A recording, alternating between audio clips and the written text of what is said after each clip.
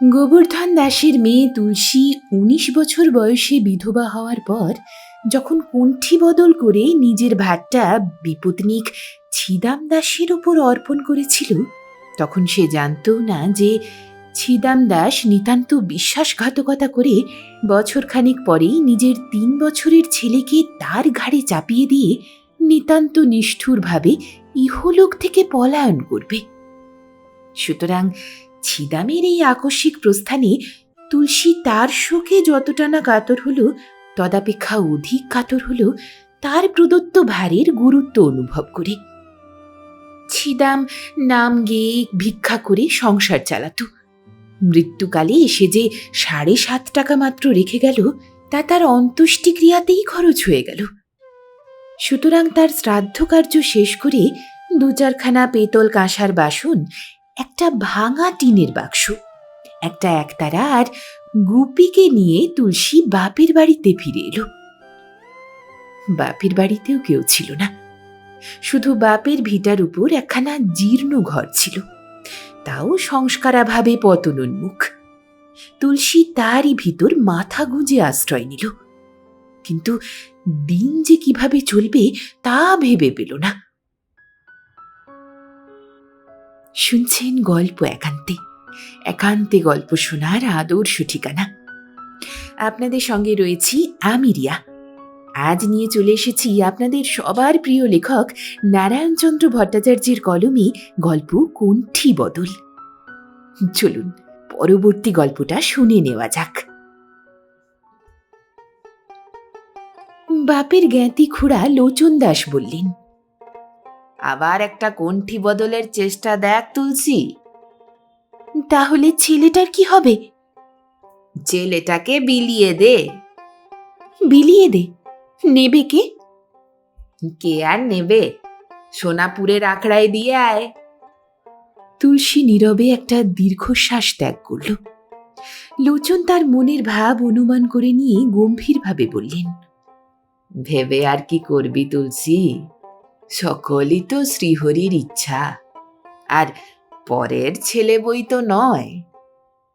তুলসী ছলো ছলো চোখে মৃদুস্বরে বললে, আচ্ছা দেখি। বেশ, ভেবেই দেখ। পুব পাড়ার পরাণে ছোঁড়া আমাকে ধরেছে, কিন্তু ছেলেটার ভার তো সে নিতে পারে না, আর পরের ছেলের ভার নেবেই বা কেন? তুলসী চুপ করে ভাবতে লাগল। লোচন মাথা হেলিয়ে সহানুভূতির স্বরে বললেন, প্রভুর ইচ্ছা কেউ খণ্ডন করতে পারে না রে তুলসী। আর অন্য মত করিস না। ছেলেটাকে নিজে রেখে আসতে না পারিস আমাকে বলিস, আমি গিয়ে রেখে আসব। গোবর্ধনের মেয়ে তুই, তোর একটা উপায় আমাকেই তো করতে হবে। পরের বোঝা ঘাড়ে নিয়ে তুই যে কষ্টটা পাবি, সেটা কি আমি দেখতে পারি রে? হরি হে দীনবন্ধু। তুলসীকে ভেবে দেখবার অবসর দিয়ে লোচন শ্রীহরির মাহাত্ম্য কীর্তন করতে করতে প্রস্থান করলেন। খানিক ভেবে তুলসী ডাকল, গুপে। উঠানের এক পাশে কাদা ভাঁড় খোলা নিয়ে গুপি খেলা করছিল। তুলসীর আহ্বানে সে ফিরে চাইল। তুলসী ডাকলে, এদিকে আয়। গুপি খেলা ফেলে ধীরে ধীরে এসে তুলসীর সামনে দাঁড়ালো। তুলসী তার মুখের উপর রুক্ষ দৃষ্টি স্থাপন করে জিজ্ঞাসা করল, গায়ে এত কাদা মেখেছিস কেন?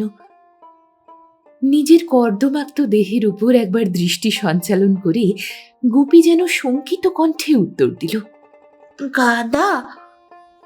হ্যাঁ, কাদা। কাদা মেখে যে ভূত সেজেছিস। গুপি দৃষ্টি নত করে যেন ভয়ে নিজের কর্দমাক্ত হাত দিয়েই নিজের গায়ের কাদা ধীরে ধীরে পরিষ্কার করতে লাগল। তুলসী বললে, সোনারপুরের আখড়ায় গিয়ে থাকবি? গুপি আখড়া জিনিসটা যে কি তা না বুঝলেও সম্মতিসূচক ঘাড় দোলাল। তুলসী বললে, তোকে একা থাকতে হবে, আমি সেখানে যাব না। গুপি তার মুখের দিকে চেয়ে ঘাড় নেড়ে জানালে, আমি যাব না টুসিমা। ছিদাম তার স্ত্রীকে তুলসী বলে ডাকত। তা শুনে গুপিও তাকে টুসি মা বলে ডাকত। তুলসী তার উত্তর শুনে গম্ভীরভাবে বললে, যাবি না তো এখানে কি খাবি? গুপি উত্তর দিল, খাবো। তুলসীর হাসি পেল। তা চেপে সে জিজ্ঞাসা করল, কি খাবি? আমার মাথা? গুপি মাথা নেড়ে এতেই নিজের সম্মতি জানালো। তুলসী মুখখানাকে গম্ভীর করে বললে, তা খাবি বই কি? তোর বাবা আমার মাথাটা একেবারে খেয়ে গিয়েছে, এবার তুই খাবি। আমার আর ভাবনা কি বল? ভাবনা চিন্তার কথা গুপি বুঝলে না। সে শুধু টুসিমার মুখ ভারে এবং স্বরে ক্রোধের লক্ষণ অনুভব করে তুলসীর মুখের উপর সকাতর দৃষ্টি নিক্ষেপ করলে। সে দৃষ্টিতে তুলসীর মুখের গাম্ভীর্যটা অপসৃত হল এবং তার স্থানে কাতরতার ছায়া ফুটে উঠল। সে একটা গভীর দীর্ঘ নিঃশ্বাস ত্যাগ করে নৈরাশ্য জড়িত কণ্ঠে বললে, কিন্তু কোনো উপায় নেই যে গুপি। তোকে কি খাওয়াবো? আমি বা কি খাবো? কে আমাদের খেতে দেবে বল? টুসিমার স্বরে কোমলতার আভাস পেয়ে গুপির যেন সাহস হল। সেই ঈষৎ প্রফুল্ল কণ্ঠে বললে, কেতে দেবে? তুলসী শুনে জানালো, কে খেতে দেবে বল গুপি? ভগবান ছাড়া আমাদের দেবার যে আর কেউ নেই রে। ক্ষুদ্র মাথাটি হেলিয়ে গুপি বললে, দেবে টুসিমা। বালকের এই অর্থহীন উক্তির মধ্যে তুলসী যেন বিশ্বাসের নির্ভরতা দেখতে পেল। সেই উৎফুল্ল স্বরে বলে উঠল, ঠিক বলেছিস গুপি, অসহায়ের সহায় তো ভগবান। জীব দিয়েছেন যিনি, আহার দেবেন তিনি। না গুপি, তোকে কোথাও যেতে দেব না, কেমন? তুলসীর চোখে মুখে স্নেহের কোমলতা ফুটে উঠল। গুপি আবার আনন্দোৎফুল্ল কণ্ঠে টুসি মা বলে তুলসীকে জড়িয়ে ধরল। কিন্তু তার হাতের কাদা কাপড়ে লাগা মাত্রই তুলসী হঠাৎ যেন কঠিন হয়ে উঠল এবং তাকে ঠেলে দিয়ে বিরক্তির সাথে বলে উঠল, ফর্সা কাপড়খানায় কাদা লাগিয়ে দিলে, হতচ্ছাড়া ছেলে একটা। বলেই তুলসী তার মুখের উপর সরস কটাক্ষ নিক্ষেপ করতেই গুপি ভয়ে পিছিয়ে দাঁড়ালো। তার হর্ষোৎফুল্ল মুখখানা মুহূর্তে কালি হয়ে গেল। তুলসী কিছুক্ষণ তার মুখের দিকে চেয়ে থেকে গম্ভীর স্বরে বললে, দেখ দেখি, কাপড়খানা ময়লা করে দিলি। ভীতিরুদ্ধ স্বরে গুপি বারবার বলে গেল আর সে এমনটা করবে না। তার চোখ দুটো সজল হয়ে আসলো। তুলসী কঠোর স্বরে বললে, দিবি না তো? সে বারবার না টুসিমা, দেব না, এই বলেই কেঁদে চলল।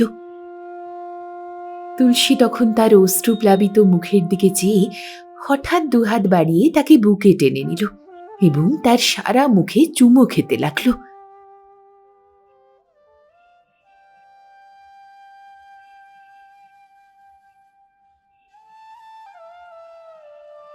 মাসখানেকের মধ্যে এক এক করে যখন অনেকগুলি তৈজস বাঁধা পড়ল, তখন তুলসী ভবিষ্যৎ চিন্তায় একটু অধীর হয়ে পড়ল।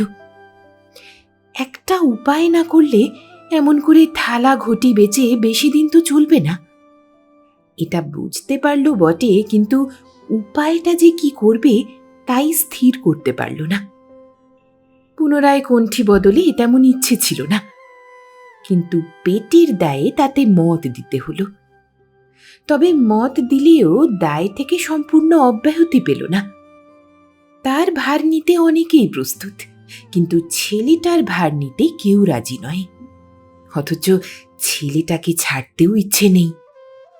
আখড়ায় মা বাপ মরা ছেলেকে মানুষ করা হয় বটে, কিন্তু সেখানে যে অযত্নে অনাদরে ছেলেকে মানুষ হতে হয় তা জানতে তুলসীর বাকি ছিল না। সুতরাং লোচন দাদার অনুরোধ ও উপদেশ সত্ত্বেও গুপিকে সেখানে রাখতে তার প্রাণটা কেমন করতে লাগল। এদিকে পরাণ বৈরাগী আশা পেয়ে মাঝে মাঝেই তাকে তাড়া দিতে লাগল। তার প্রস্তাবে অসম্মতি প্রকাশ না করলেও তুলসী কিন্তু পাকা কথাটা দিতে পারল না। ছেলেটার একটা উপায় না করে কিভাবে নিজের ভবিষ্যৎ সে নির্ধারণ করবে? পরাণ কিন্তু সংশয়ে থাকতে চায় না। সে একদিন এসে তুলসীকে পাকা কথা দেবার জন্য জেদ করতে লাগলো। তুলসী কিন্তু পাকা কথা দিতে পারল না। বললি, আর দিন কতক যাক না বৈরাগী। এই আশ্বাসে তৃপ্ত না হয়ে পরাণ বললে, দিন আমার পক্ষে যুগ হয়ে পড়ছে যে। তার মুখের উপর সহসা কটাক্ষ নিক্ষেপ করে মৃদু হাসির সাথে তুলসী বললে, ভয় নাই বৈরাগী, আমি তোমাকে মিছে আশা দিচ্ছি নে। যখন মিছে আশা দিচ্ছ না, তখন মিছে আজকাল করে আর লাভ কি? লাভ কিছুই নাই। লাভ যখন কিছুই নাই, তখন আর আমি দেরি করতে পারি নে। দেরি করতে তো আমিও বলি না, তবে তবে আর কি করতে হবে তাই বলো। বলেছি তো, ছেলেটার ভার নাও। পরাণ মাথা নিচু করে গম্ভীরভাবে বললে, আমিও তো বলেছি তুলসী, পরের ছেলের ভার নেবার ক্ষমতা আমার নাই। তুলসী একটু চুপ করে থেকে ধীরে ধীরে বললে, কিন্তু মনে করো তো, যদি আমার নিজেরই একটা ছেলে থাকতো। সে আলাদা কথা, কিন্তু মাথায় মোট করে আমি ছিদেম দাসের ছেলেকে খাওয়াতে পারবো না। ঈষৎ রাগত ভাবে তুলসী বললি, না পারো, না পারবে, আমি সেজন্য তোমার পায়ে ধরতে যাচ্ছি নে। রাগ করো না তুলসী, আমার অবস্থা তো জানো। একটা 3 বছরের ছেলেকে খেতে দেবার সঙ্গতি যার নাই, তার আবার কণ্ঠী বদলের স্বাদ কেন? তার ক্রোধ রঞ্জিত মুখের দিকে করুণ দৃষ্টিপাত করে পরাণ দীর্ঘ নিঃশ্বাসের সাথে বললি, বামনেরও চাঁদ ধরতে স্বাদ হয় তুলসী। তুলসী মুখ ফিরিয়ে নীরব রইল। পরাণ উঠে দাঁড়িয়ে বিষাদ গম্ভীর স্বরে বললে, তাহলে এই কথাই ঠিক? কোন কথা? ছেলেটার ভার না নিলে। কথাটা অসমাপ্ত রেখেই পরাণ উৎসুক দৃষ্টিতে তুলসীর মুখের দিকে চাইল। তুলসী কোনো উত্তর দিল না। পরাণ আস্তে আস্তে চলে গেল। গুপি এসে বললে, কি হবে টুসিমা? আমার মাথা হবে। বলেই তুলসী দাঁতে দাঁত চেপে ঘরের ভেতরে ঢুকল। সেদিন ঘরে চাল ছিল না, পয়সাও নাই। তুলসী ঘরের ভিতর দাঁড়িয়ে কিছুক্ষণ ভাবল, তারপর একটা বড় ঘটি নিয়ে বেনে বউয়ের কাছে উপস্থিত হল। বেনে বউ একজন ক্ষুদ্র মহাজন। ঘটি বাটি বা সোনা রূপা এই ধরনের ছোটখাটো জিনিস রেখে অল্প স্বল্প টাকা দিতে পারত। তুলসী ঘটিটা তার কাছে রেখে 8 আনা চাইলে বেনে বউ ঘটিটাকে নেড়ে চেড়ে তার ওজন অনুমান করে নিয়ে বললে, 8 আনা দিতে পারি নে বাচ্চা, পেতল কাঁসার আজকাল কি দর আছে? বড় জোর 4 আনা দিতে পারি। তুলসী বললে, কিন্তু 4 আনা দিলে তো চলবে না মাসি, 4 আনার তো চালই কিনতে হবে, তারপর তেল আছে, নুন আছে। তোমার চলবে কিনা এটা দেখবার দরকার তো আমার নাই। আর তোমার যদি ছাড়াবার আশা থাকতো, তাহলেও না হয় 2 গন্ডা পয়সা দিতে পারতাম, কিন্তু তুমি তো আর নিতে পারবে নি। কাছারি ডেকে আমাকে সব আধা মূলে ধরে দিতে হবে। তুলসী মাথা নিচু করে বসে রইল। বেনে বউ বললে, ঠিক আছে, তুমি যখন ধরেছ তখন আর 4টে পয়সা ধরেই দিচ্ছি, কিন্তু বাছা, আর এসব পেতল কাঁসা আমার কাছে এনো না, তা বলে রাখছি। সোনার উপর থাকে তো এসো। তুলসীর ইচ্ছে হলো মাসির হাত থেকে ঘটিটা ছিনিয়ে নিয়ে চলে যায়। শুধু নিজের জন্য হলে বোধহয় তাই করত, কিন্তু ছেলেটা আছে যে। গ্রামে আর এমন মহাজন নেই যে ঘটি বাটি রেখে পয়সা দেবে। অগত্যা বেনে বউয়ের কথাগুলো নিঃশব্দে মাথা পেতেই নিতে হলো। আর 2.5 টাকা দামের ঘটিটা রেখে 5 আনা পয়সা নিয়ে তুলসী সেখান থেকে বেরিয়ে এলো।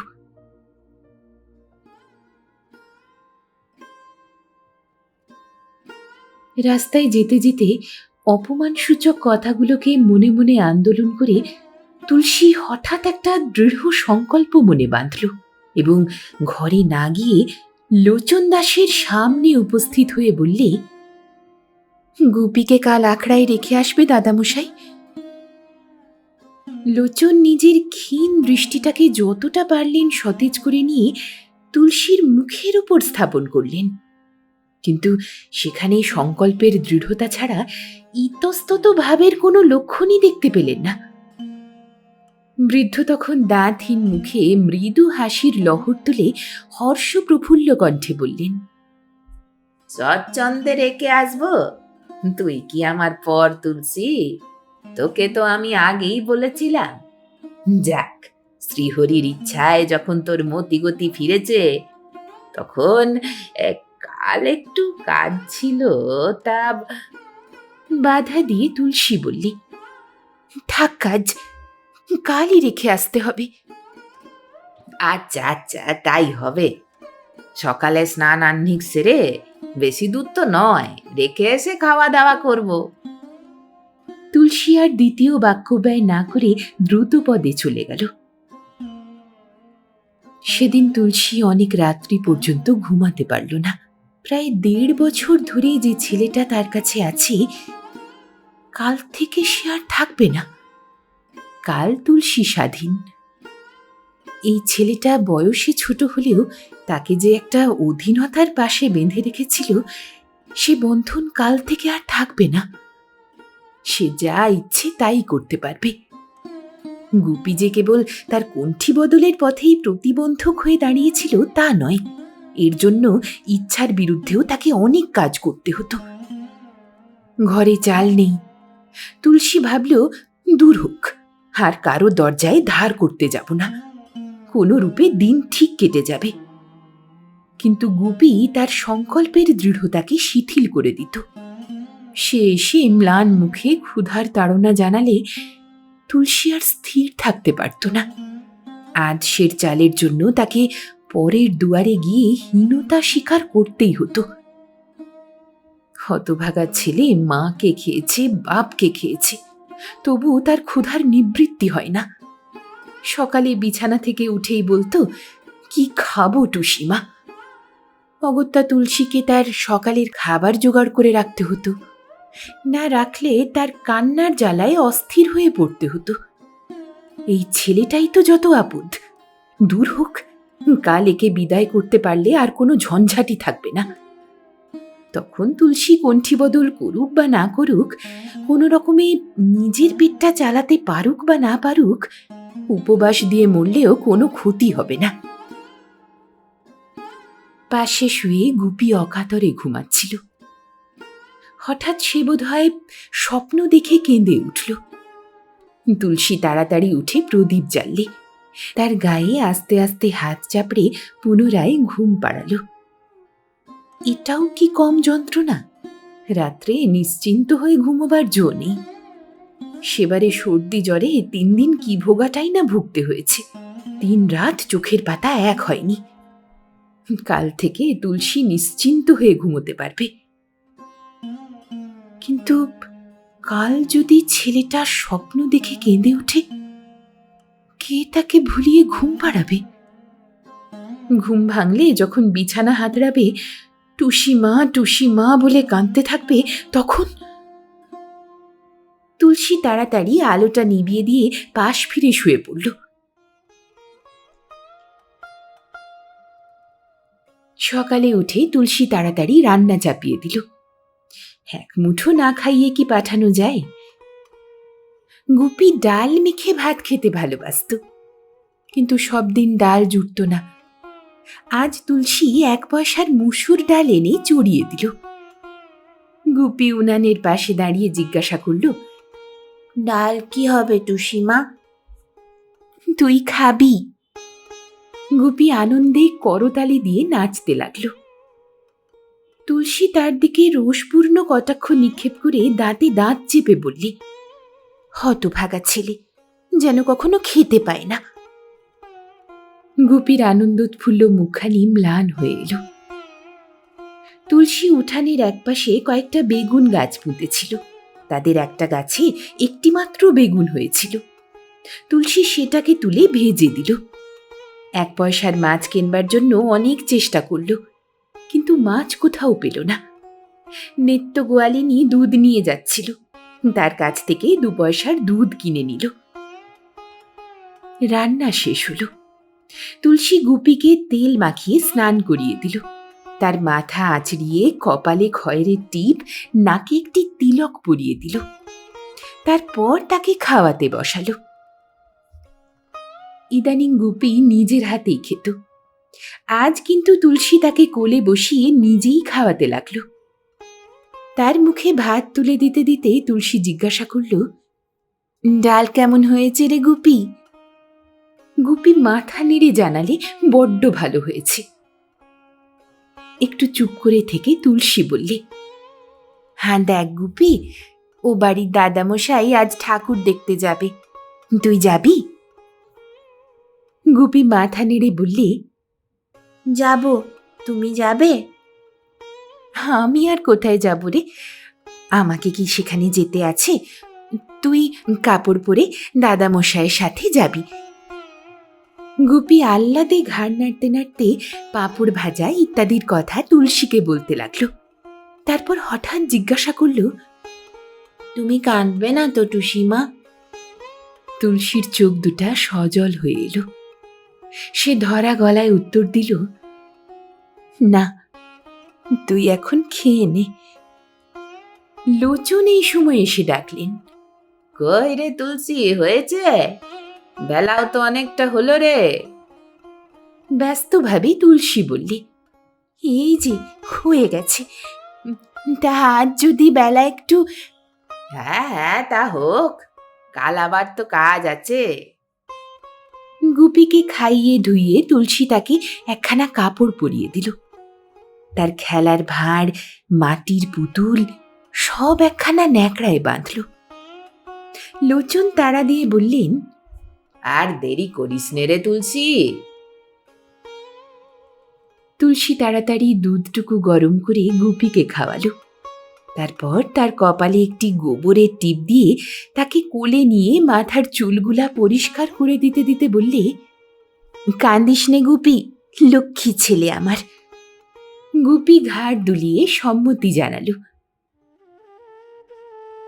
তুলসী তাকে কোল থেকে নামিয়ে দিলে। লোচন তার হাতটা চেপে ধরে শ্রীহরি স্মরণ করতে করতে অগ্রসর হলেন।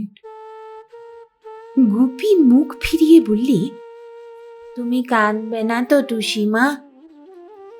তুলসী কোনো উত্তর দিল না। সে কাঠের মতো শক্ত হয়ে দাঁড়িয়ে রইল। গুপি 2 পা অগ্রসর হয়ে আবার পেছন ফিরে ডাকল, টুসিমা। লোচন তাকে ধমক দিয়ে হাত চেপে বললেন, আরে আয় আয়। আবারও কয়েক পা এগিয়ে সে দাঁড়িয়ে পড়ল। আবারও ডাকল, টুসিমা। তুলসী মুখটা পেছন দিকে ফিরিয়ে রইল। লোচন গুপির হাত টেনে এগিয়ে চলল। গুপি আরো একবার উচ্চ কণ্ঠে ডাকল, টুসিমা। লোচন তাকে জোরে একটা ধমক দিলেন। হঠাৎ তুলসী পাগলের মতো ছুটে এসে 2 হাতে গুপিকে জড়িয়ে ধরে আর্তকণ্ঠে বলে উঠল, না গো না, আমি যেতে দেব না। গুপি অবাক হয়ে তুলসীর মুখের দিকে চেয়ে রইল। লোচন গম্ভীর স্বরে ডাকলেন, তুলসী। তোমার পায়ে পড়ি দাদামশাই, ও আমাকে ছেড়ে থাকতে পারবে না। ঠাকুর দেখার সঙ্গে এই কান্নার কি সম্পর্ক তা না বুঝলেও তুলসীকে কাঁদতে দেখে গুপির চোখ দুটোও ছলছল করতে লাগলো। সে 2 হাতে তুলসীর গলা জড়িয়ে ধরে বাষ্পজড়িত কণ্ঠে বললে, আমি যাব না টুসিমা, আমি যাব না। তুলসী তাকে বুকের ওপর চেপে ধরে ছুটতে পালালো এবং ঘরে ঢুকে দরজা বন্ধ করে দিল। বাইরে থাকলে পাছে কেউ জোর করে তাকে টেনে নিয়ে যায়। তুলসীর কাণ্ড দেখে লোচন কিছুক্ষণ হতবুদ্ধির মতো দাঁড়িয়ে রইলেন। তারপর তুলসী থেকে তার পিতা গোবর্ধন দাস পর্যন্ত সকলের দুষ্প্রবৃত্তি কীর্তন করতে করতে নিজের গৃহের অভিমুখে প্রস্থান করলেন। লোচন দাসের কাছে তুলসীর সংকল্প অবগত হয়ে পরাণ সকালেই তুলসীর সাথে সাক্ষাৎ করতে ইচ্ছুক হয়েছিল, কিন্তু কার্যবশত গ্রামান্তরে যাবার প্রয়োজন থাকায় দিনমানে সাক্ষাৎ করতে পারল না। সন্ধ্যার পরই তুলসীর সাথে দেখা করতে এলো। উঠানে এসে ডাকল, তুলসী। তুলসী অন্ধকারে দাবার উপর বসে অতঃপর কোন পথ অবলম্বন করতে পারে সেটাই ভাবছিল। ডাক শুনে সচকিতে উত্তর দিল, কে গা? চিনতে পারো না? আমি পরাণ। ঈষৎ কর্কশ কণ্ঠে তুলসী জিজ্ঞাসা করলে, কেন গা? পরাণ দাবার উপর উঠে হাস্যতরল কণ্ঠে বললে, মালসা ভোগটা কবে হবে তাই জানতে এলাম। এটা তো ছাদ্য বাড়ি নয় বৈরাগী ঠাকুর, এখানে মালসা ভোগটা কিসের হবে? 70 ছাদ্য বাড়ি হোক, এখানে যে মোচ্ছবের মালসা ভোগটা হবে। বলেই পরাণ একটু হাসল। তুলসী উঠে নীরবে একখানা আসন তার দিকে ছুড়ে দিল। পরাণ আসনখানা পেতে তাতে বসে ধীরে ধীরে বললে, আজ তোমার মনটা ভালো নেই তাই না তুলসী? তুলসী কোনো উত্তর দিল না। পরাণ গম্ভীরভাবে বললে, তা হতেই পারে, মানুষ করা তো। তবে কি জানো, সংসারে কিন্তু কেউ কারো নয়। এই যে দেহ, এটাও আপন নয়।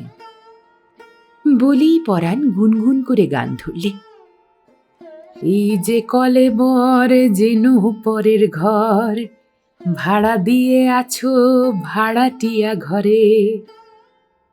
এমন সময়ে ঘরের ভেতর থেকে গুপি ডাকল টুসি মা বলে। অন্ধকারে ভূতের আনুনাসিক স্বর শুনলে মানুষ যেমন আতঙ্কে শিউরে ওঠে, পরাণ তেমনই চমকে উঠল। তুলসী দরজার কাছে গিয়ে ঘরের ভেতর মুখ বাড়িয়ে বললে, ভয় কি, এই তো আমি, ঘুমো।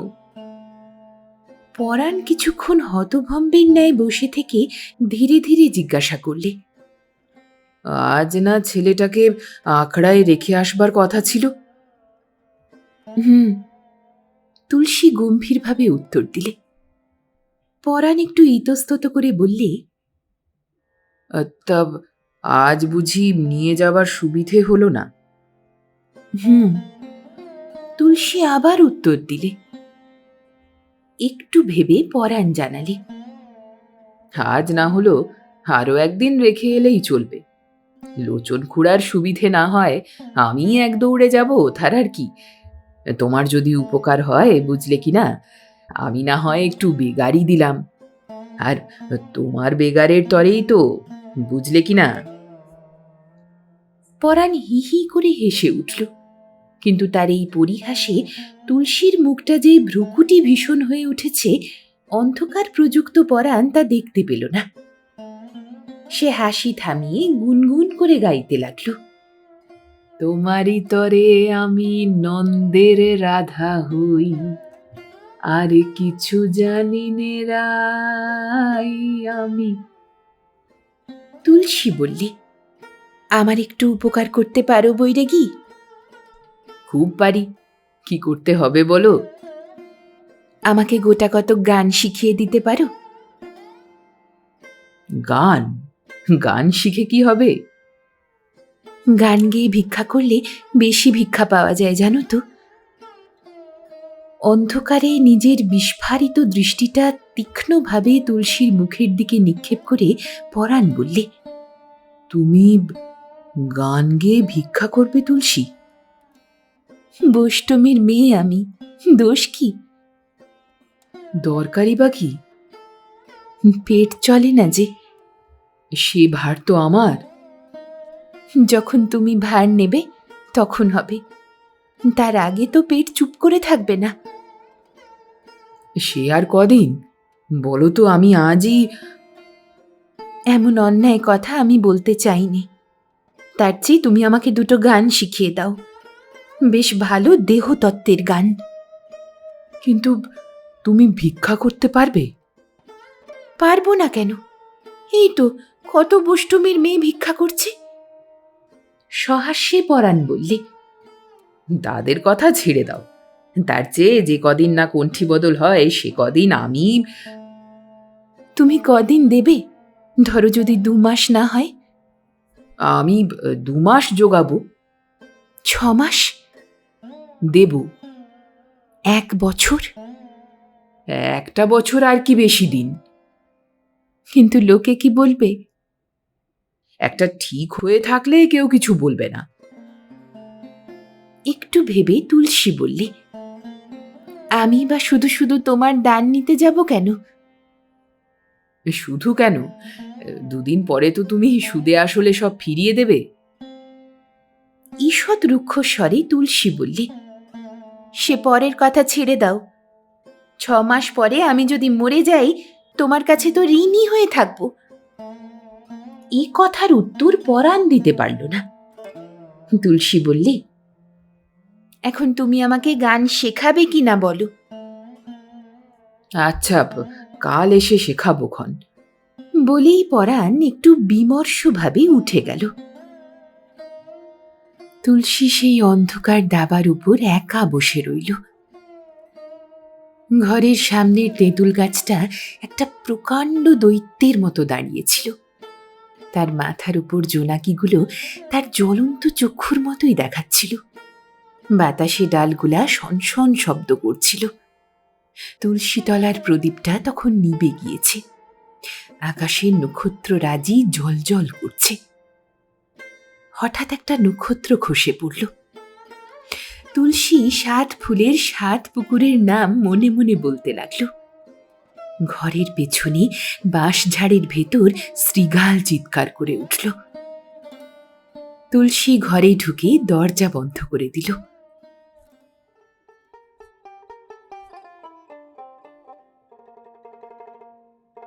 তুলসীর কাছ থেকে বিদায় নিয়ে পরাণ যখন লোচনের কাছে উপস্থিত হল, লোচন তখন সবেমাত্র নাম জপ শেষ করে হুঁকা কলকে নিয়ে বসে আছেন। পরাণের মুখে সব কথা শুনে তিনি গম্ভীরভাবে বললেন, কি জানো পরাণ, রমণীর পাপ মন কাঁচের বাসন। ওরা জগতে অতি জঘন্য জীব। এই জন্যই তো শাস্তে ওদের এত নিন্দা করে গেছে। আমি তো ওদের আন্তরিকভাবেই ঘৃণা করি। কিন্তু তিনি ঘৃণা করলেও পরাণ কিছুতেই তুলসীকে ঘৃণা করতে পারল না। বরং এই পাপ মনা জঘন্য জীবটাকে পাবার জন্য সে যথেষ্ট আগ্রহ প্রকাশ করতে লাগল। তখন লোচন তাকে আশ্বাস দিয়ে বললেন, তুমি উত্তলা হইও না। শ্রীহরির ইচ্ছায় কি না হয়। তার ইচ্ছায় পঙ্গু গিরি লঙ্ঘন করে আর একটা মেয়ে মানুষ বসে আসবে না। তিনি পুনরায় চেষ্টা করতে প্রতিশ্রুত হলে পরাণ আশ্বস্ত হয়ে বিদায় নিল। লোচনের এই চেষ্টার মধ্যে শুধু যে পরাণেরই স্বার্থ ছিল তা নয়, তার নিজেরও একটু স্বার্থ ছিল। তার তৃতীয় পক্ষের কণ্ঠী বদলের বৈষ্ণবী ব্যতীত চতুর্থ পক্ষের একটি সেবা দাসী ছিল। তৃতীয় পক্ষের ভয়ে সেটিকে ঘরে আনতে সাহস করেনি, সোনাপুরের আখড়াতেই রেখে দিয়েছিলেন। কিন্তু প্রবৃত্তির বশীভূত অসংখ্য বৈষ্ণব মণ্ডলীর মধ্যে বিশেষত আখড়ার অধিকারী চরণদাস বাবাজির সন্নিধানে এই যৌবন সম্পন্না সেবাদাসীটিকে রেখে তিনি নিশ্চিন্ত হতে পারছিলেন না। তার জন্য একটি স্বতন্ত্র নিভৃত স্থানের অন্বেষণ করছিলেন। শ্রীহরির কৃপায় তার স্থান মিলল। গোবর্ধনের পুরো ঘরটা তার বাসের জন্য মনোনীত হল। ঘরটা একটু আধটু মেরামত করে নিলেই চলবে, আর চারপাশের প্রাচীরের পরিবর্তে কাঁটা গাছের বেড়া দিলেই কায়দা মতো হবে। সব স্থির। এমন সময় এই অভাগী তুলসী ছিদাম দাসের ছেলেটাকে নিয়ে উপস্থিত হল। লোচন বড়ই বিরক্ত আর চিন্তিত হলেন। এই চিন্তার ফলে পরাণ তুলসীর সাথে কণ্ঠী বদল করতে আগ্রহান্বিত হল এবং সে ঘটক বিদায় স্বরূপ ঘরখানার মেরামতের খরচ দেবারও ভার গ্রহণ করল। লোচন ভাবলেন, ঈশ্বর যা করেন মঙ্গলের জন্য। কণ্ঠী বদল হলেই তুলসী পরাণের ঘরে চলে যাবে। তিনি তখন অবাধে সেবাদাসীকে এনে এই ঘরেই প্রতিষ্ঠিত করতে পারবেন। এরপর গৃহ সংস্কারের খরচটাও লাগবে না। প্রভুর কৃপা স্মরণে লোচনের চক্ষু ভক্তিরসে আর্দ্র হয়ে উঠল। কিন্তু একটা পরের ছেলে নিয়ে তুলসী যে এত গোল বাঁধাবে এটা তিনি ভাবেননি। হায়, মানুষের যে কি পাপ মন! একটা পরের ছেলের জন্য এত অনর্থপাত। লোচন ব্যথিত হৃদয়ে তুলসীর বিরুদ্ধে শ্রীহরির কাছে অনুযোগ করতে লাগলেন। একবার ভাবলেন, নিজেই না হয় ছেলেটার ভার নিয়ে নেবেন। 2 বছর পরে এসে তো গরু বাছুরটাও দেখতে পারবে।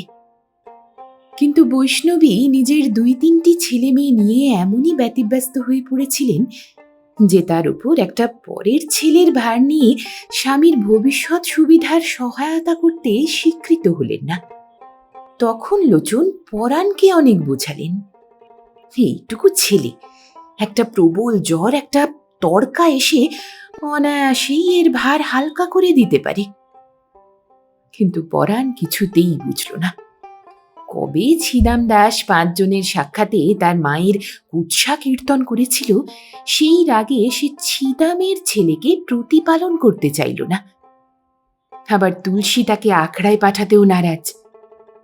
বিষম চিন্তাস্রোতে হাবুডুবু খেতে খেতে লোচন প্রাণপণে দয়াময় শ্রীমধুসূদনকে ডাকতে লাগলেন। পরদিন লোচন তুলসীর সাথে সাক্ষাৎ করে জিজ্ঞাসা করলেন, তুই নাকি ভিক্ষা করবি তুলসী? যদিও এ সম্বন্ধে তুলসীর দ্বিধা ছিল, তবুও সে নিজের সংকল্পের দৃঢ়তা জানিয়ে উত্তর দিল, হ্যাঁ, কাজেই। কিন্তু আমাদের বংশে এ কাজ তো কেউ করে নাই তুলসী। তুলসী একটু চড়া গলায় উত্তর দিল, আমার মতো অবস্থাতেও তো কেউ পড়েনি গো। মাথা নেড়ে লোচন বললেন, অবস্থা তোর এমন কি মন্দ বল? শুধু পরের ছেলেটাকে জড়িয়েই তো যত গোলযোগ। গোলযোগ যখন আমি বাঁধিয়েছি তখন আমাকেই তার নিষ্পত্তি করতে হবে। একটু ভেবে লোচন জানালেন, কিন্তু তুই কি মনে করিস ছিদাম দাসের ছেলে বড় হয়ে তারপরে তোকে ভাত দেবে? আজকাল নিজের ছেলেই মাকে ভাত দিতে চায় না, ও তো পরের ছেলে। তবে ওকে মানুষ করে তোর লাভ? লাভের মধ্যে কর্মভোগ। ঈষৎ হেসে তুলসী বললি, এমন বাজে কর্মভোগের দরকার কি? দরকার এই যে আমি মেয়ে মানুষ। এবার লোচনকে নিরুত্তর হতে হলো। তিনি কিছুক্ষণ ভেবে বললেন, কিন্তু তোর কি ভিক্ষায় যাবার বয়স তুলসী? ভিখারির বয়সের বিচার নাই, থাকলেও এই বয়সে বেশি ভিক্ষা মেলে বলেই তুলসী মৃদু হাসির সাথে অপাঙ্গ ভঙ্গি করল।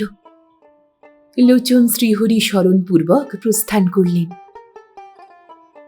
কিন্তু ভিক্ষা করে খাবো এই প্রতিজ্ঞা করা যত সহজ, ভিক্ষা করা তত সহজ নয়। এটা তুলসী সেই দিনই বুঝতে পারল যেদিন প্রথম ভিক্ষা করতে বের হলো। সে বাড়ি থেকে বের হয়ে প্রথমে দক্ষিণ পাড়ার বেচারাম ঘোষের বাড়ির দরজায় গিয়ে নিতান্ত সংকুচিতভাবে দাঁড়াল। বেচারামের মা তাকে দেখেই বলে উঠল, তুলসী যে, এইদিকে কি মনে করে? প্রাণপণ চেষ্টাতেও তুলসী মুখ ফুটিয়ে বলতে পারল না যে সে ভিক্ষা করতে এসেছে। খানিকটা ইতস্তত করেই বলে ফেলল, এই দিকে এসেছিলাম। বেচারামের মা তাকে আদর করে বসালো। ক্রমে বেচারামের স্ত্রী, মেয়ে প্রভৃতি এসে জুটল এবং তুলসী পুনরায় বিবাহ করবে কিনা, এখন সে কিভাবে দিন যাপন করছে, তাদের জাতিতে কতবার কণ্ঠী বদল করতে পারে ইত্যাদি বিবিধ প্রশ্নে তাকে ব্যতিব্যস্ত করে তুলল। তুলসী কোনো রূপে সংক্ষেপে তাদের প্রশ্নের উত্তর দিয়ে সেখান থেকে বের হয়ে পড়ল এবং একেবারে নিজের ঘরে এসে তবে নিঃশ্বাস ফেলে বাঁচল। সন্ধ্যার সময় পরাণ পূর্ব প্রতিশ্রুতি মতো গান শেখাতে এলো। সে ২-৩টে গান গাওয়ার পর তুলসী বললে, আমি গান শিখতে পারি, কিন্তু এমন সুর করে তো গাইতে পারবো না। পরাণ হেসে বললে, সুর না হলে গানই হবে না। তবে গানে কাজ নেই, শুধু জয় রাধে বলেই ভিক্ষা করব। গ্রামে ভিক্ষা করা সুবিধেজনক নয় দেখে তুলসী সেদিন পাশের গ্রামে গেল। কিন্তু গ্রামে ঢুকতেই যুবকদের কৌতুকপূর্ণ দৃষ্টি যখন তীব্র স্বরের মতো তাকে বিদ্ধ করতে লাগল, তখন সে লজ্জায় জড়সড় হয়ে পড়ল। কিন্তু আজ সে দৃঢ় প্রতিজ্ঞ। সুতরাং বহু কষ্টে লজ্জাটাকে কিছুটা দমন করে সে একটা বাড়ির দরজায় গিয়ে সংকোচ বিজড়িত কণ্ঠে বললে, জয় রাধে। জনৈক যুবক তার সামনে এসে বললে, কে বাবা, হরিদাসী বৈষ্ণবী নাকি? বলে সে নিজেই গান ধরল, শ্রীমুখ পঙ্কজ হেরব বলে হে। তুলসী সেখান থেকে ছুটে পালালো এবং ভিক্ষাবৃত্তির মুখে অগ্নি সংযোগের ব্যবস্থা করতে করতে মধ্যাহ্নকালে ঘরে ফিরে এলো। ঘরে এসে সে শুনতে পেল, আমি ভাত খাবো তুষিমা। তীব্র কণ্ঠে তুলসী বললে, কি খাবি, ছাই? গুপি মাথা দুলিয়ে সম্মতি জানিয়ে বলল যে সে তাই খাবে। ক্রোধরুদ্ধ কণ্ঠে তুলসী বললে, তার চেয়ে আমার মাথাটা খেয়ে ফেল না কেন, সব আপদ চুকে যাবে। তুলসী যে দুঃখে নিজের মাথাটা খেতে বললে, গুপি সে দুঃখ বুঝতে পারল না। শুধু টুসিমার ক্রোধ বিস্ফারিত দৃষ্টিটা দেখেই সে ভয় পেল। ম্লান মুখে ঘাড় মুখ নেড়ে কাঁদো কাঁদো স্বরে বললে, হ্যাঁ, টুসিমা যা দেবে তাই সে খাবে। তুলসীর আর সহ্য হলো না। সর্বনেশে ছেলে বলেই গুপির পিঠে এক চড় বসিয়ে দিল। গুপি চিৎকার করল না, ফুলে ফুলে কাঁদতে কাঁদতে তুলসীর মুখের ওপর সকাতর দৃষ্টি স্থাপন করে বলতে লাগলো, গাবো না টুসিমা, আমি গাবো না। তুলসী দাঁতে দাঁত চেপে তার অশ্রুপ্লাবিত মুখখানার দিকে তাকিয়ে রইল। চেয়ে থাকতে থাকতে তার ক্রোধরুদ্ধ দৃষ্টিটা সজল হয়ে এলো। ক্রমে চোখের কোল বেয়ে 2 বিন্দু অশ্রু টপ টপ করে গড়িয়ে পড়ল। তুলসী বাষ্পরুদ্ধ কণ্ঠে যতটা সম্ভব রুক্ষতা এনে উচ্চ কণ্ঠে বললে, চুপ কর হতভাগা ছেলে, বলেই সে পুনরায় চড় তুলল। গুপি ভয়ে 2 পা পিছনে সরে গিয়ে ভীতি বিহ্বল কণ্ঠে জানালো, আমি খাবো না টুসিমা, আমি গাবো। তার মুখ দিয়ে আর কথা বেরুল না। তুলসী দাঁড়িয়ে ঘন ঘন নিঃশ্বাস ত্যাগ করতে লাগল। হঠাৎ সে গুপির পায়ের কাছে উপুড় হয়ে পড়ে মাটির ওপর জোরে জোরে মাথা কুটতে লাগল। বলতে লাগলো, তোকে খেতেই হবে রে গুপে, আমার মাথা তোকে খেতেই হবে। তুলসী। তুলসী চমকে পেছনে তাকালো। পরাণ। সে তাড়াতাড়ি উঠে পড়ে আঁচলে চোখ মুছে ফেলল। ব্যাপারটা কি বুঝলেও পরাণ সেদিকে যেন লক্ষ্য না করেই দাবার উপর উঠে বসল এবং ধীরে গম্ভীর কণ্ঠে জিজ্ঞাসা করলে, তাহলে ভিক্ষাই কি ঠিক হলো তুলসী? তুলসী কিন্তু সে প্রশ্নের কোনো উত্তর দিল না, শুধু পরাণের দিকে একটি তীব্র কটাক্ষ নিক্ষেপ করল। পরাণের হাতে একটা পুঁটুলি ছিল, সেটা একপাশে রেখে সে ধীরে ধীরে বললে, তাহলে আজকের ভিক্ষাটা আমিই দিলাম, কাল তখন অপরের দরজায় যেও। বলে পরাণ উঠে দাঁড়াল এবং তুলসীর কোনো উত্তরের অপেক্ষা না করে আস্তে আস্তে উঠানে নেমে এলো। তুলসী এতক্ষণ স্থির নিষ্পন্দভাবে দাঁড়িয়েছিল। এখন সে হঠাৎ ফিরে পরাণকে ডেকে বললে, শোনো। পরাণ ফিরে দাঁড়ালো। তুলসী বললে, এক কাজ করতে পারবে? কি কাজ বলো? ছেলেটাকে আখড়ায় রেখে আসতে পারবে? পরাণের দৃষ্টি বিস্ময়ে বিস্ফারিত হয়ে উঠল। কঠোর স্বরে তুলসী আবার জিজ্ঞাসা করলে, পারবে? পরাণ ঘাড়ে হাত বুলোতে বুলোতে বললে, তা পারবো না কেন, কিন্তু তবে নিয়ে যাও, রেখে এসো। সংকুচিতভাবে পরাণ জানালো, আজই?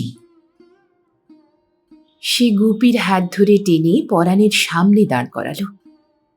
পরাণ তার একটা হাত ধরে তুলসীর মুখের দিকে চেয়ে বললে, কিন্তু তুলসী। গর্জন করে তুলসী বললে, আমি মেয়ে মানুষ যা পারি তুমি পুরুষ হয়ে তা পারো না? ছি! বলে সে তীব্র ভ্রুকুটি করলে। পরাণ আর কিছু বললে না। নত মস্তকে গুপিকে কোলে তুলে নিয়ে নীরবে অগ্রসর হল। কয়েক পদ যেতেই গুপি কেঁদে উঠল। তুলসীর দিকে চেয়ে জানালে সে যাবে না। তুলসী মুখ ফিরিয়ে দাবায় গিয়ে উঠল। খুঁটিটা শক্ত করে ধরে দাঁড়িয়ে রইল। গুপি ক্রমে উচ্চ থেকে উচ্চতম কণ্ঠে কেঁদে বলে যেতে লাগলো, আমি যাব না তুলসীমা, আমি যাব না। তুলসী প্রস্তর মূর্তির মতো নীরব নিশ্চল ভাবে দাঁড়িয়ে রইল। পরাণ কিছু দূরে গিয়ে একবার পেছনের দিকে তাকালো, কিন্তু তুলসীর মুখে কঠোর ভ্রুকুটি ছাড়া আর কিছুই দেখতে না পেয়ে আবার দ্রুত পদে অগ্রসর হল। দেখতে দেখতে তারা অদৃশ্য হয়ে গেল। শুধু দূর থেকে বাতাসে গুপির কণ্ঠস্বর ভেসে আসতে লাগলো, আমি যাব না তুলসীমা। ক্রমে সে কণ্ঠস্বরও বাতাসে মিলিয়ে গেল। তখন তুলসী একটা জোরে নিঃশ্বাস ফেলে খুঁটিটা ছেড়ে দিল। সামনেই পরাণের প্রদত্ত চালের পুঁটুলিটা পড়েছিল। লাথি মেরে সেটাকে উঠোনে ছুঁড়ে ফেলে দিয়ে তুলসী আস্তে আস্তে ঘরে ঢুকল। ঢুকেই মেঝের ওপর উপুড় হয়ে শুয়ে পড়ল। অপরাহ্নে এসে সংবাদ দিল গুপিকে যথাস্থানে রেখে আসা হয়েছে। উত্তরে তুলসী শুধু বললে, আচ্ছা। সে পথে যেতে যেতে যে কত কেঁদেছে, তুলসীর কাছে ফিরে আসবার জন্য পরাণকে কত অনুনয় করেছে, পরাণ সেগুলো বর্ণনা করার উপক্রম করতেই তুলসী কলসিটা নিয়ে তাড়াতাড়ি ঘাটের দিকে চলে গেল। পরদিন মধ্যাহ্নকালে পরাণ তুলসীর বাড়িতে উপস্থিত হল। দেখে আশ্চর্য হল যে তুলসী বেশ নিশ্চিন্তভাবে রান্নার কাজে ব্যাপৃত হয়েছে। দেখে অবশ্য পরাণ দুঃখ অনুভব করল না, বরং অনেকটা আনন্দিতই হল। ক্রমে সে কথায় কথায় গুপির কথা তুলল এবং প্রথমটা গুপি কাঁদলেও ক্রমে যে সে ভুলে যাবে এবং সেখানে তার খুব অযত্নও হবে না, এমন সব কথাও বলল।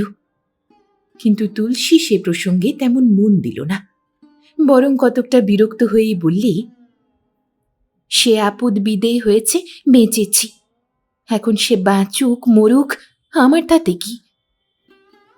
স্ত্রীলোকের মনের এই অদ্ভুত কঠোরতার রহস্য ভাবতে ভাবতে পরাণ প্রস্থান করল।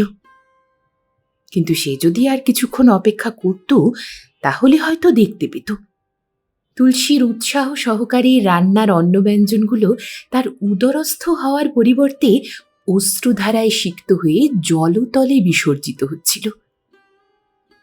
যাই হোক, তুলসীর এই অস্বাভাবিক ধৈর্যটা পরাণের মন্দ লাগল না। সে হৃষ্ট চিত্তে গিয়ে লোচনকে এই সংবাদটা দিল। শুনে লোচন শ্রীহরির মাহাত্ম্য কীর্তন করতে করতে পরাণকে কণ্ঠী বদলের জন্য তাড়াতাড়ি করতে বললেন এবং সেই সঙ্গে ঘরখানাকে উত্তম রূপে সংস্কার করে দেবার কথাটাও মনে করিয়ে দিতে ভুলে গেলেন না।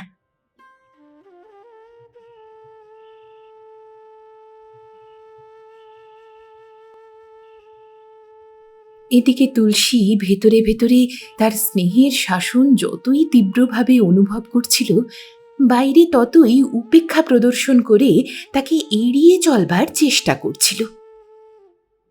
সেদিন গুপি চলে গেলে সে অনেকক্ষণ ঘরের মেঝের উপর উপুড় হয়ে পড়েছিল। তারপর যখন তার মনে হলো পরের ছেলের জন্য এতটা অধৈর্য নিতান্ত বাড়াবাড়ি ছাড়া আর কিছুই নয়, তখন সে জোর করে উঠে পড়ল এবং ঘরকন্নার যে সমস্ত কাজ নিতান্তই অপ্রয়োজনীয় সেই কাজগুলোকে খুব প্রয়োজনীয় কাজের মতো করে যেতে লাগল। ঘরের এখানে সেখানে ইঁদুরের গর্ত হয়েছিল, খানিকটা মাটি এনে সেগুলোকে বুঝিয়ে দিল। উঠানের ঘাসগুলোকে খুঁটে খুঁটে তুলে ফেলল। তারপর অন্য কোনো কাজ না পেয়ে কলসি নিয়ে পুকুর ঘাটে চলল। সন্ধ্যা হলে তুলসী তলায় প্রদীপটি জ্বেলে দিয়ে তুলসী একা দাবার ওপর চুপ করে বসে রইল। ক্রমে রজনীর গভীরতার সাথে যতই পল্লী নিস্তব্ধ হয়ে আসলো, ততই সেই নিস্তব্ধতার ভেতর শিশুকণ্ঠের একটা অস্ফুট ক্রন্দনধ্বনি স্পষ্ট থেকে স্পষ্টতর রূপে তার কানে এসে বাজতে লাগল। অন্ধকারটা ক্রমেই দারুণ বিভীষিকার মতো ভীষণ হয়ে উঠল। তুলসী ঘরে ঢুকে দরজা বন্ধ করে এবং প্রদীপটি জেলে বিছানা পাততে লাগল। অভ্যাসবশত নিজের বিছানার পাশে ছোট্ট কাঁথাখানি পেতে ছোট বালিশ দুটো দিয়ে গুপির বিছানাও প্রস্তুত করে ফেলল। কিন্তু তৎক্ষণাৎ নিজের ভুল বুঝতে পেরে সে তাড়াতাড়ি গুপির বিছানাটা তুলে ফেলল। সেই সাথে নিজের বিছানাটাও গুটিয়ে ঘরের এক পাশে ফেলে দিয়ে মেঝের ধুলার ওপরই শুয়ে পড়ল। ঘুমন্ত অবস্থায় অভ্যেস মতো গুপির গায়ে সে হাত দিতে গেল। হাতটা যখন ঠক করে মাটির উপর পড়ল, তখন তুলসী ধড়ফড় করে উঠে বসল এবং দেশলাই খুঁজে নিয়ে প্রদীপটা জ্বালিয়ে ফেলল। তারপর কিছুক্ষণ গালে হাত দিয়ে মেঝের উপর বসে রইল। শেষে বিরক্ত হয়ে প্রদীপ নিভিয়ে দিয়ে আবার শুয়ে পড়ল। অনেকক্ষণ ছটফট করার পর একটু নিদ্রা এলে তুলসী শুনতে পেল যেন রজনীর গভীর নিস্তব্ধতা ভঙ্গ করে বহু দূর থেকে একটা আকুল কণ্ঠ প্রাণপণ শক্তিতে তাকে ডাকছে, তুষিমা, তুষিমা। একটা ইঁদুর কিচমিচ শব্দ করে মাথার কাছ দিয়ে ছুটে গেল। তুলসী তাড়াতাড়ি উঠে প্রদীপটা জ্বালিয়ে ফেলল। প্রকৃতি গভীর সুপ্তি নিমগ্ন। তার ভেতর থেকে শুধু একটা করুণ সুর উত্থিত হচ্ছে, তুষিমা, তুষিমা। তুলসী এবার উপুড় হয়ে পড়ে কাঁদতে লাগল। সকালে ঘুম ভাঙতেই তুলসী উঠে ঘরের চারিদিকে একবার ব্যগ্রভাবে দৃষ্টি নিক্ষেপ করল। তারপর গায়ের কাপড়ের ধুলো ঝেড়ে ঘরের বাইরে এলো।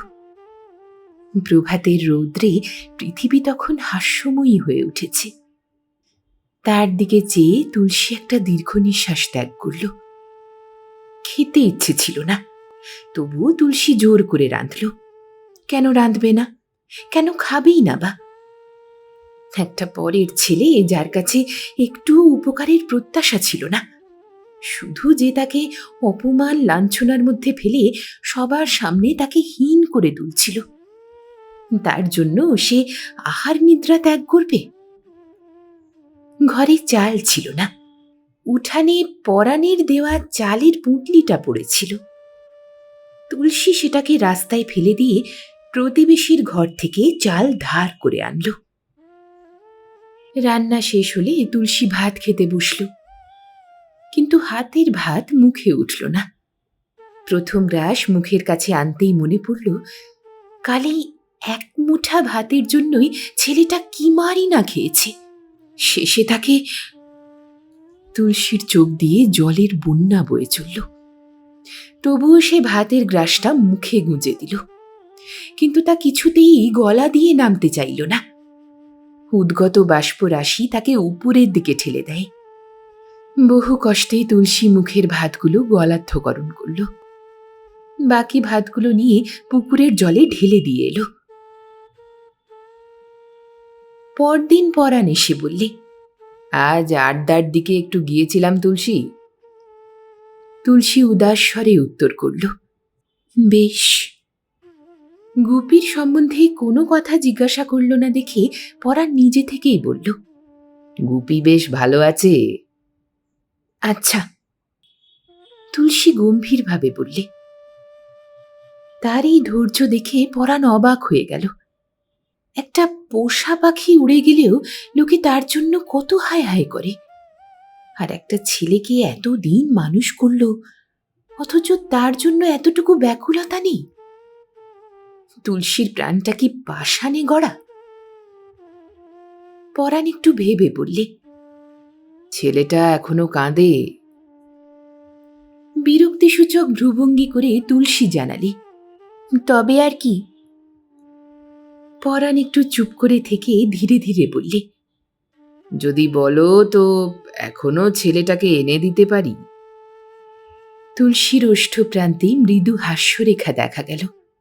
একটু শ্লেষ তীব্র কণ্ঠে বললে, কেন, কণ্ঠী বদলের কড়ির জোগাড় হলো না বুঝি? কণ্ঠী বদলের কথায় পরাণের মুখখানা হাস্যপ্রফুল্ল হল। সে ঘাড় নাড়তে নাড়তে বললে, সে জোগাড় অনেক আগেই করে রেখেছি তুলসী, আর তারই জোগাড়ে আজ আখড়ায় গিয়েছিলাম। বটে। কিন্তু বাবাজির সঙ্গে দেখা হলো না। তিনি নপাড়ার আখড়ায় গিয়েছেন। কাল নাগাদ সন্ধে ফিরে যাবেন। পরশু সকালেই একবার যাব।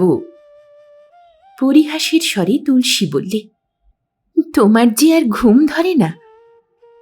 সে কথা সত্যি তুলসী, যেদিন থেকে কথাটা উঠেছে সেদিন থেকেই রাতে ঘুম বড় একটা হয় না।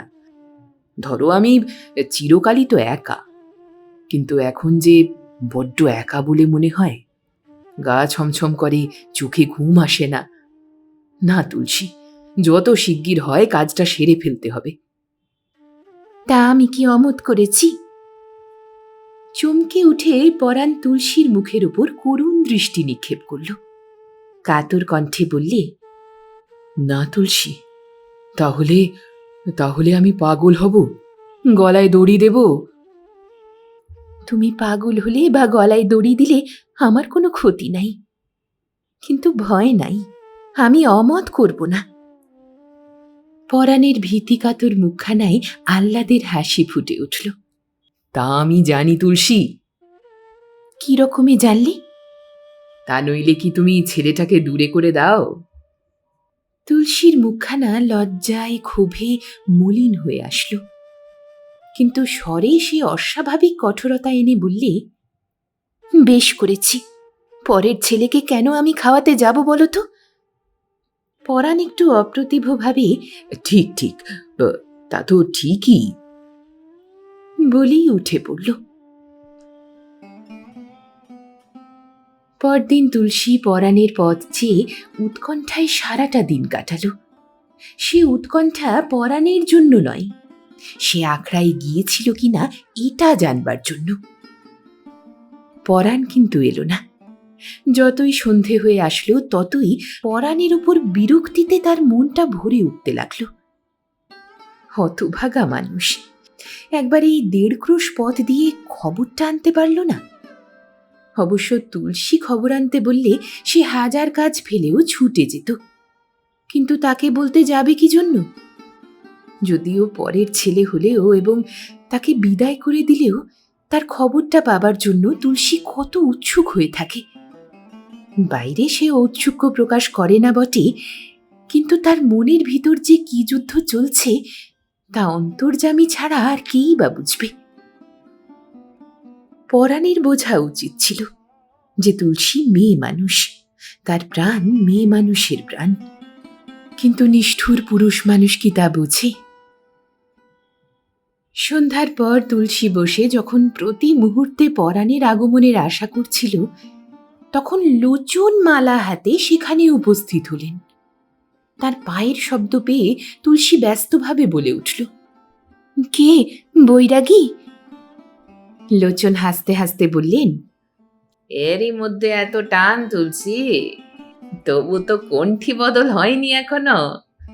বলেই লোচন হাসতে হাসতে দাবার উপর উঠে এলেন। তুলসী বিরক্তভাবে একখানা আসন পেতে দিয়ে কিছুটা দূরে গিয়ে বসল। লোচন আসন গ্রহণ করে বললেন, আজ দ্বাদশী, পূর্ণিমার দিন স্থির করে দিয়েছি। পরাণে ছোঁড়া বড় কঞ্জুস, কিন্তু তুলসী, 10 জন বৈষ্ণবের সেবা নেওয়া বড় ভাগ্যের কাজ, কিন্তু বলে তা পারবো না। আরে না পারলে কি চলে? আসলে ছোঁড়ার ইচ্ছাটা কি জানিস? নিখরচায় এমন একটা বৈষ্ণবীকে হাত করা। লোচন হা হা করে হেসে উঠলেন। তুলসী হাসল না, কোনো কথাও বলল না, নিঃশব্দে বসে রইল।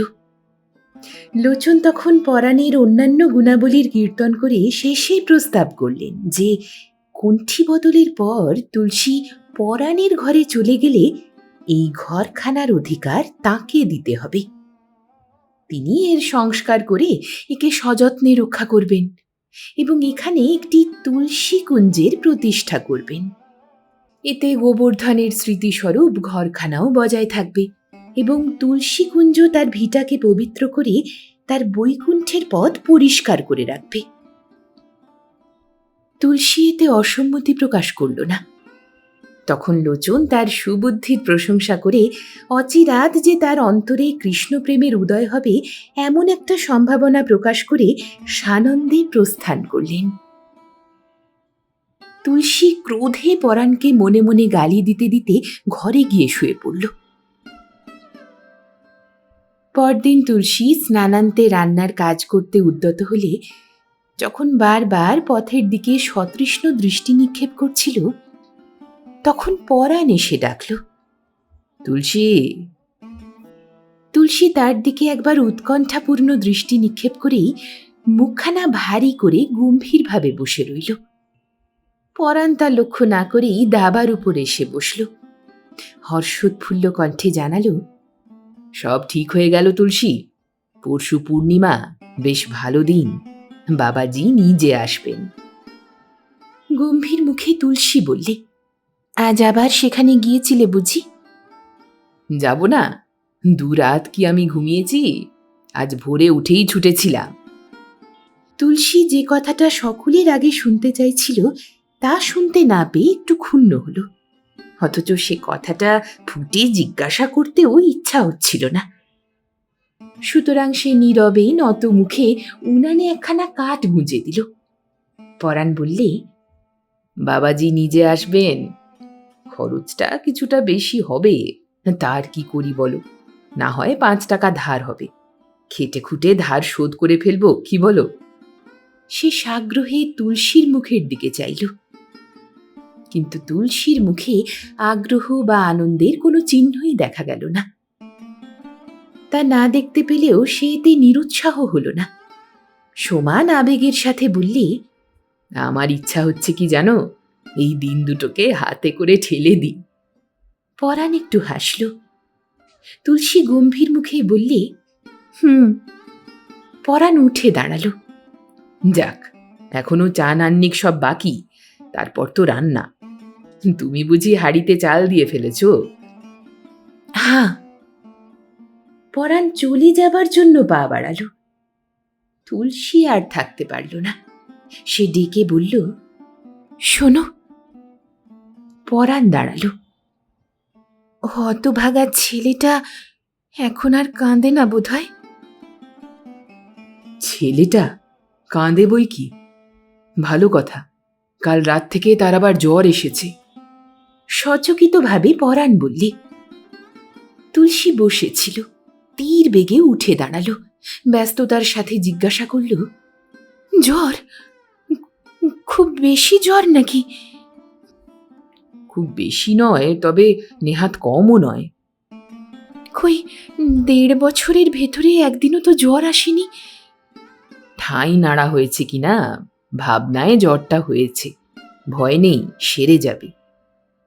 তুলসী চিন্তামলিন মুখে শুধু বললে, তাই তো।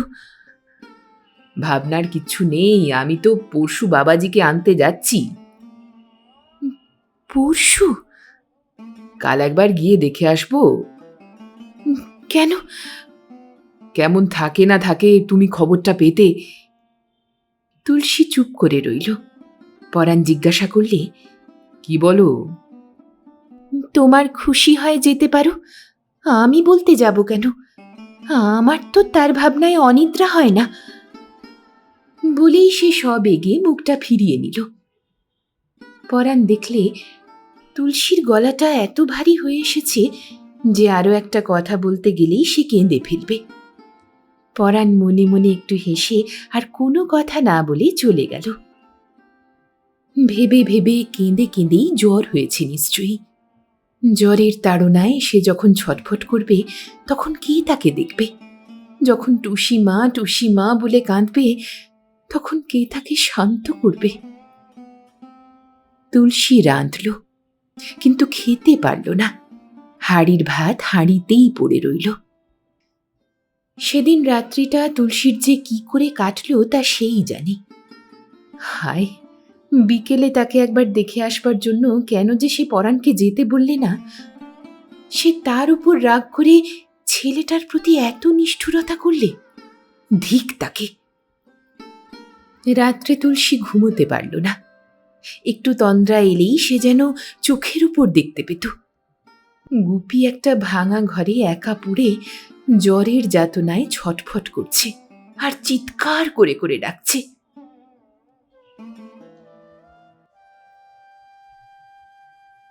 সকালে উঠেই তুলসী পরাণের ঘরে উপস্থিত হল, কিন্তু ঘরে তালা বন্ধ। পরাণ যে কোথায় বেরিয়ে গেছে কেউ জানে না। তুলসী খানিকক্ষণ বসে রইল, কিন্তু পরাণ ফিরল না। মনে মনে তার উপর রেগে তুলসী ফিরে আসলো। দুপুরবেলা আবার একবার গেল, পরাণ তখনও ফিরে আসেনি। ঘরে তালা বন্ধ রয়েছে। তুলসীর ক্রোধের আর সীমা রইল না। উফ, সংসারের লোকগুলো কি নিষ্ঠুর, কি স্বার্থপর! একটা দুঃসংবাদ দিয়ে স্বচ্ছন্দে নিরুদ্দেশ হয়ে গেল। তুলসীর ইচ্ছে করছিল দেখা পেলেই সেই নিষ্ঠুরতার জন্য পরাণকে 5 কথা শুনিয়ে দেয়। ছি ছি, অসুস্থ ছেলেটার খবর পাবার জন্য সে হা প্রত্যাশা করে বসে রয়েছে, আর পরাণ হয়তো কুণ্ঠি বদলের আমোদে মেতে তার জোগাড়ে ঘুরে বেড়াচ্ছে। এমন স্বার্থপর লোকের সঙ্গে কুণ্ঠি বদল! ছি! তুলসীর ইচ্ছা হলো সে নিজেই ছুটে যায়, কিন্তু আখড়ায় যেতে তার সাহস হলো না। সে ছুটে লোচনের কাছে গেল, কিন্তু লোচন শরীর অসুস্থ বলে যেতে পারল না। অধিকন্তু তিনি তুলসীকে শ্রীহরির ইচ্ছার উপর নির্ভর করে থাকতেই উপদেশ দিলেন। প্রভু যা করেন তা মঙ্গলের জন্যই। হয়তো ছেলেটার একটা ভালো মন্দ ঘটিয়ে তিনি তুলসীর দোটানা মনকে একনিষ্ঠ করে দেবেন। তার অপার মহিমা। তুলসী কিন্তু প্রভুর মহিমা হৃদয়ঙ্গম করতে না পেরে কানে আঙুল দিয়ে ছুটে পালালো। ক্রমে সন্ধ্যা হল, তবুও পরাণ ফিরে এলো না। আজ তুলসী সন্ধ্যা জ্বালল না, তুলসী তলায় প্রদীপ দিল না। অন্ধকারে দাবার উপর চুপ করে বসে রইল। এমন সময় পরাণ ডাকল, তুলসী, তুলসী! তুলসী রাগে গর্জন করে তাকে কি বলতে যাচ্ছিল, কিন্তু বলা হলো না। তার সমস্ত ক্রোধ, সমস্ত উৎকণ্ঠাকে নিষ্ফল করে দিয়ে মৃদু ক্ষীণ কণ্ঠের আহ্বান উত্থিত হল, তুলসীমা! তুলসী পাগলের মতো ছুটে এসে পরাণের উপর ঝাঁপিয়ে পড়ল এবং গুপিকে তার কোল থেকে টেনে নামিয়ে বুকে চেপে ধরে আবেগ বিহ্বল কণ্ঠে ডাকল, গুপি! গুপি তার গলা জড়িয়ে আদর খেতে লাগল। সে তার টুসিমার বুকে নিজের মুখটা গুঁজে দিল। তুলসী তার গায়ে মাথায় হাত বোলাতে বোলাতে বললে, না গুপি, আর তোকে কোথাও যেতে দেব না। পরাণ বললে, তাহলে কণ্ঠী বদলের কি হবে? আমি কি জানি, তুমি কেন একে নিয়ে এলে? সাধে কি আর নিয়ে এসেছি? সকালে উঠে শেখপুরে গিয়েছিলুম বিনু দাসের কাছে 10টা টাকা ধার করতে। সেখানে টাকা নিয়ে ভাবলুম ছেলেটাকে একবার দেখে যাই। গিয়ে দেখি আটচালার একপাশে একখানা ছেঁড়া চাটায়ের ওপর ওকে ফেলে রেখেছে। আর ছেলেটা ছটফট করছে আর কেঁদে কেঁদে ডাকছে, টুসি মা, টুসি মা। এক এক বেটা বৈরাগী এসে ওকে ধমক দিয়ে যাচ্ছে। তুলসী আঁচলে চোখ মুছল। পরাণ বলে চলল, তোমার কি আমার দেখেও চোখে জল এলো তুলসী? তাই কি বেটারা ছাড়তে চায়? বেটাদের যেন 7 পুরুষের কেনা ছেলে। শেষে বিকেলে বাবাজি এলে কত স্তব স্তুতি করে নগদ 5টা টাকা পেন্নামি দিয়ে তবে এনেছি। কৃতজ্ঞতার উচ্ছ্বাসে তুলসীর চোখ দুটো জলে ভরে আসলো। পরাণ বললে, ছেলেটাকে নিয়ে সোনারপুরের হরি ডাক্তারের কাছে গেলাম। তিনি দেখে ওষুধ দিলেন। 10 আনা দিয়ে এই ওষুধ 1 শিশি এনেছি। ডাক্তার বলেছেন ভয় নেই, এই ওষুধ খেলেই সেরে যাবে। বাজার থেকে আবার মিছরি, সাবু আর এই একটা ডালিম নিয়ে এসেছি। ভাগ্যে গিয়ে পড়লাম, না হলে ছেলেটার যে কি হতো। গুপিকে বুকে চেপে ধরে সজল কণ্ঠে তুলসী বললে, কিন্তু এখন তোমার কণ্ঠী বদলের কি হবে? তুলসী বাষ্পপূর্ণ নেত্রে নিষ্ঠুর স্বার্থপর লোকটার দিকে চেয়ে রইল। এমন সময় লোচন মালা জপ করতে করতে সেখানে এসে উপস্থিত হলেন এবং তুলসীকে ডেকে বললেন, পরাণে ছোড়াটা নাকি ছেলেটাকে ফিরিয়ে এনেছে তুলসী? পরাণ তার দিকে ফিরে সহাস্যে বললে, এনেছি খুড়ো। হতভাগা ছেলেটা সেখানে গিয়ে যে মরতে বসেছিল। বটে, তাহলে কোনটি বদলটা হলো না বলো? আপাতত তো নয়। লোচন খানিকটা গম্ভীরভাবে দাঁড়িয়ে রইলেন। তারপর পরাণের নির্বুদ্ধিতার উল্লেখ করে দ্রুত মালা ঘোরাতে ঘোরাতে প্রস্থান করলেন। পরাণ বললে, তাহলে আমি এখন যাই তুলসী। তুলসী ছেলেটাকে তার পায়ের কাছে ধপ করে বসিয়ে দিয়ে তর্জন করে বললে, যাবে কোথায়? ছেলেটাকে নিয়ে এলে, এখন এর ভার নেবে কে? পরাণ হেসে গুপিকে তুলে নিল। হাস্যতরল কণ্ঠে বললে, আমি যখন এনেছি তখন তার ভার তো আমাকেই নিতে হবে, কিন্তু ছেলের মায়ের ভার নিতে পারবো না, তা বলে রাখছি। তুলসী তার দিকে হাস্যোজ্জ্বল বক্র কটাক্ষ নিক্ষেপ করে বললে, ও, ছেলের মা তো তোমার উপর ভার দেবার জন্য কেঁদে বেড়াচ্ছে। তা বটে। পরাণের উচ্চ হাস্যধ্বনিতে তরল অন্ধকারাচ্ছন্ন প্রাঙ্গণ হেসে উঠল।